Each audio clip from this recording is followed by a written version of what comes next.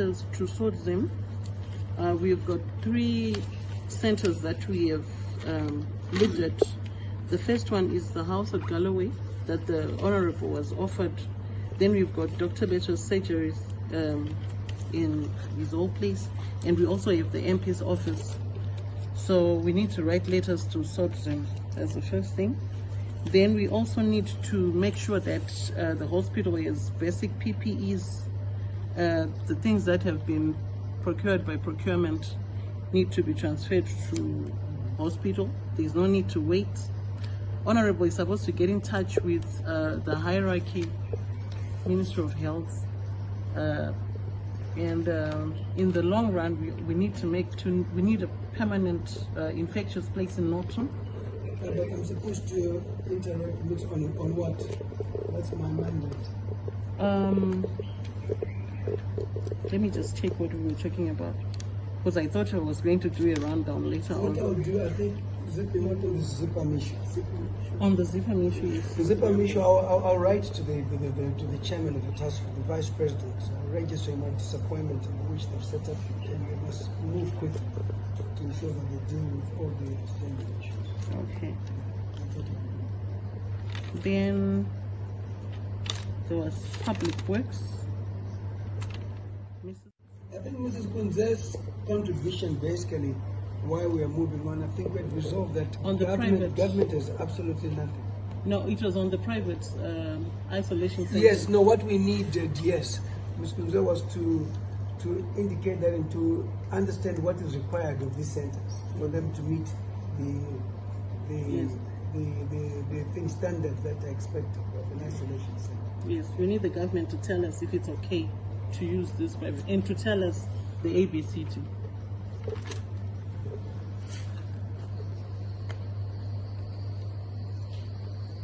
And also that ZIPAM, since it has been identified as an isolation center, they have nothing as we speak. So we need to make sure that they get something right away. And that Dr. Moka needs to train the people at ZIPAM.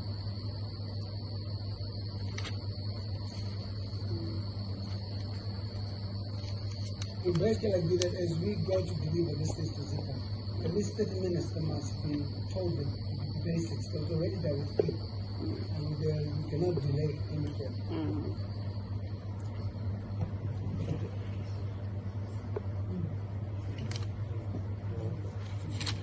And we are supposed to improve on the information aspect between the task force and the hospital. Sorry? I think we can give you feedback by tomorrow when we've got all our IEC material ready. I think that if the councillors are trained as well, maybe Dr. Muka, it's more or less the isolation aspect is the social distancing can be achieved, but for a few people who are critical. That's what I'm saying. The councillors will be part of that, the task force will be part of that, and so that I think we have this once. You cannot. It's more or less of a crash problem. So can we do it Friday? I think we'll be able to do it. It won't take long.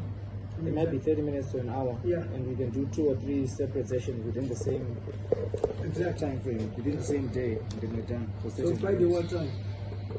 And together then? No. 10 is fine. Then? We will meet here.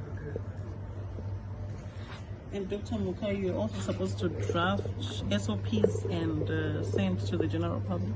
We've got already some that are done. Okay. We get those from infection prevention and control nurse. We've got some that are going to send already. Okay. And you're also going to tell us to come back to us on deployment of volunteers. Okay. Basically, we're going to get a criteria of what the volunteers, and I think we need to. Supposed to get back to us. I don't have time frames here. Today. Okay.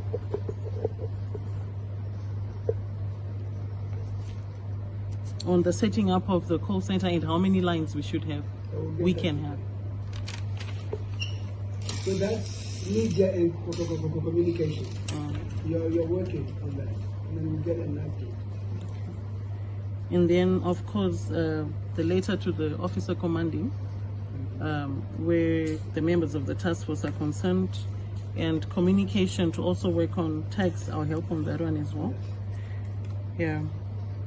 And Dr. Muka is going to be liaising with the task force. He's already added to the group. Yeah, in terms of conscientization as well, awareness, we've spoken about a jingle that can be put together. Yeah, let's talk to Mbeo, let's talk to Munyama Tarusi, just a few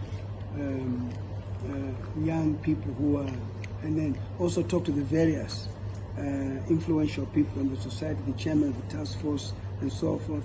Bama Sai as well, representing the disabled. So they can come in bits.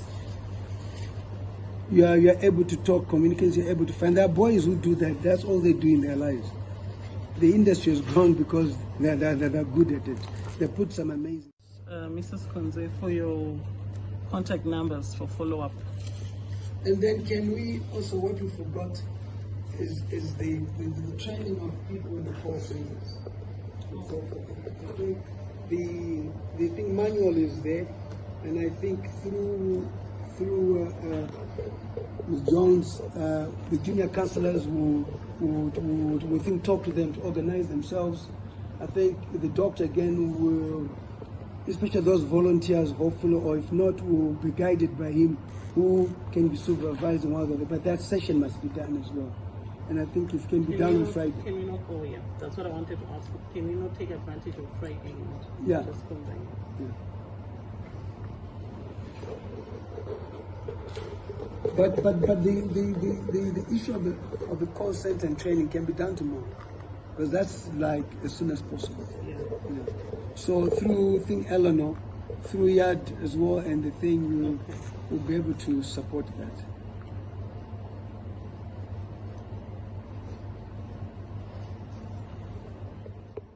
Representatives to witness that, because they are doing it with COVID-19 intervention. Yeah, I was hoping that social welfare will be here. Maybe Mr. Kangai, since you're with RDC, there's been talk about the ministry.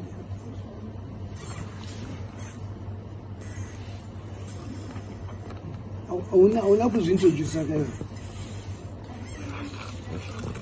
Even the military report, can you in thing like that?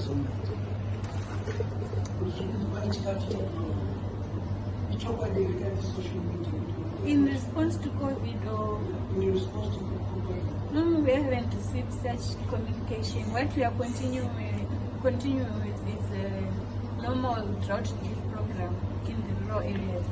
But what we managed to do was to compile some database information for the vulnerable groups in the urban areas, and we submitted them to province. We are yet to receive communication on how we are going to be undertaking that program for the urban beneficiaries. So there is no such information, so that we understand that, yes. Did you do any? Did you do any? They said they didn't because of the lockdown. They're supposed to do it. So they are saying they've already compiled. We are in the process of completing the database, so we are compiling listings for what those who come in from our community cadres, child key workers, CCW, and the councillors. They know about it. You see, the reason why this question is being asked is that even on my farm, this has given me an opportunity.